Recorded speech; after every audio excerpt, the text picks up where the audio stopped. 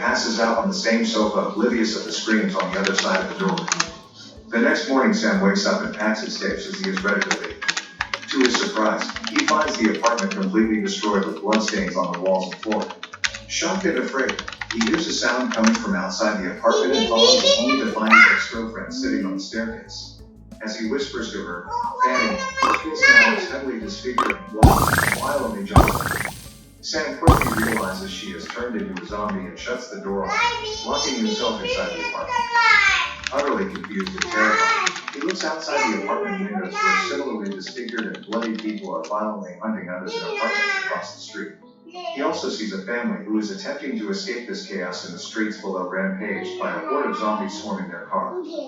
He decides that the apartment is the safest place to be right now. He then goes through the belongings of the people who come to the apartment.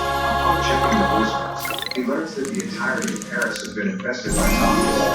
This leaves Brett Sam emotional. He then goes on the roof of the apartment only for his suspicion to be proven that there is nothing but destruction and bloody streets around him. He returns to the apartment beside the clean by sweeping the floor. He hears sounds coming from the apartment just below. He is startled by a sudden gunshot that blows the apartment floor. Looking through the hole, he sees an elderly neighbor shot himself committing suicide. He makes the hole bigger and goes through it to reach the apartment below. There he finds a person covered in a white sheet and shot in the face. He realizes that the man had committed suicide after killing his entire wife. Sam takes the gun from the man and goes outside the apartment. At the front door of the building, there are many zombies just lurking there. He slowly goes forward and closes the door. After scavenging, he finds a bit of food which he devours in seconds. Upon further search, he finds keys for other apartments in the building and decides to go through them. He finds a zombie. He gets in a duel with the zombie but manages to escape. He then closes the apartment and backs on the door. In the next one, he finds food supplies which he packs along with musical instruments. Sam decides to bring all of them with him through the lift where he finds a zombie stuck inside but decides not to kill him. Later that night, he puts on a pair of headphones and sleeps listening to the music. The next morning, there is nothing but disfigured and dismembered zombies lurking about outside. Sam soon realizes that he will be staying there for a long time, so he minimizes his daily consumption and rations his food. Feeling lonely, he sets up the musical instruments in a room and begins playing the drums loudly. The sound attracts nearby zombies which pile up outside the apartment window. He spends a month living like that in the apartment alone, but sometime later notices a foul smell. After checking, he finds the dead bodies of a couple which he places on the bed and performs a version of their last rites, locking them inside the room respectfully. Sam's mental state continues to decline due to isolation. He is haunted by nightmares, dreaming of being attacked and eaten up by zombies. Trying to keep healthy physically and mentally, he takes up exercising around the apartment and talks to his zombie friend, often stuck in the elevator. One day, when Sam is targeting a zombie with a paintball, he sees a stray cat wandering around the streets. Soon Sam decides to capture the animal and keep it as a companion for himself. Sam gets down the house and tries to lure the cat with some cat food, but the cat doesn't seem interested and runs away from Sam. After failing in his first attempt, Sam then risks his life to follow the cat. As soon as he reaches a car in search of the cat, a zombie comes running at Sam and tries to attack him. Sam somehow manages to get inside the car as he notices he has caught the attention of other zombies as well. He gets out of the car and starts running back to his hideout place. Eventually, Sam manages to fight his way back to the apartment. Upon reaching back to his place, Sam peeks out through the window to notice the same cat near the zombies. He gets angry at it and shoots the cat with his gun. Later, Sam notices bloodstains on the floor and fears that maybe he was bitten by the zombies. Sam hurriedly starts inspecting his body to check for any cuts and bruises. Upon noticing an injury on his leg, Sam starts suspecting that maybe it was caused due to his struggle with the zombies. To prevent himself from turning into a zombie, Sam decides to kill himself instead. He holds a shotgun against his neck while sitting on a chair in front of the mirror. But Sam lacks the courage to take his own life and shortly after falls asleep in the same position while holding the gun in his hand. Sometime later that night, the trigger of the gun goes off and fortunately misses Sam's hand. Sam wakes up due to the sudden fire and sound of the gun and is later thrilled to realize that he has not turned into a zombie. As time passes, the winter arrives as Sam continues to live his lonely life in the apartment, which takes a heavy toll on his mental health. One day as Sam is looking outside from the balcony, he sees many zombies in the street. Thinking that maybe the zombies are gone, Sam decides to seize this opportunity to escape from the apartment. Sam walks out of the building in an attempt to explore his neighborhood. However, he is soon taken back by the thoughts of the danger that lies in the outside world. Sam decides not to take the risk and returns to the building where his comfort zone lies. One day in frustration, Sam starts playing the drum set to test how far the zombies are. This causes the dead zombies to return in swarms and gather in front of the building.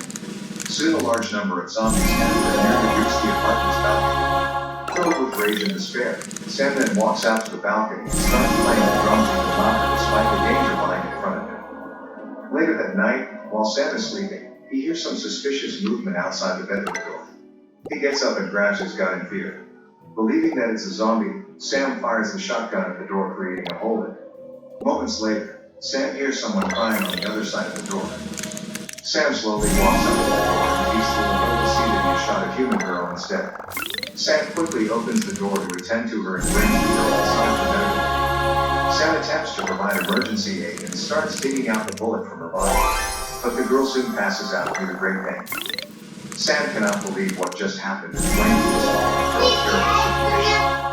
The next morning, Sam is surprised to see that the girl has recovered from her injuries and sleeping further. The girl then introduces herself as Sarah, who is yet another survivor of this ongoing zombie outbreak. The girl then explains to Sam that she makes her survival using the ropes and grapple hooks. She uses the items to jump between groups to avoid the attack from the zombies on the streets. The girl also informs Sam that there are other survivors as well just like her, hiding in other buildings. Sam is super delighted with Sarah's arrival as he is no longer alone in this apocalyptic society. At least right now, Sam can have a conversation with an actual human rather than the old zombie stuck in the elevator. Sam also introduces Sarah to his zombie friend, Alfred. As time passes by, Sam starts spending more and more time with Sarah. He even starts composing music with Sarah. Some days later, Sam realizes that he will soon run out of food supplies. So he decides to risk his life to go back to the lowest apartment filled with zombies in search of supplies. Before entering the market apartment, Sam drills a hole in his door at first and kills all the zombies in the nearby vicinity. He then enters the place and soon returns to his apartment with bags full of supplies. Upon returning, Sam gets worried as he cannot find Sarah inside, so he starts calling for her. After a while, Sam finds Sarah standing on the terrace of the building, looking down. Sarah then tells Sam that she is looking for a way to get outside his building. Sarah also suggests that jumping from the top is their only way out of here. Sam tries to convince her that they are safe here, especially now that they have enough supplies for a while. But Sarah is not ready to accept their situation and warns Sam that he will either go in isolation or end up shooting himself someday if he doesn't get out of that place soon. This sparks an argument between Sam and Sarah, which results in Sarah leaving the terrace in anger. Soon, Sam realizes that whatever Sarah was saying is true and goes down to apologize. Sam knocks on the door multiple times, but Sarah doesn't open the door. Sam goes inside to find Sarah's rotten body on the bed exactly at the same place where he had placed her on the night of the attack. In a surprising turn of events, it is revealed that Sarah has been long dead and Sam's conversation with her was just a hallucination.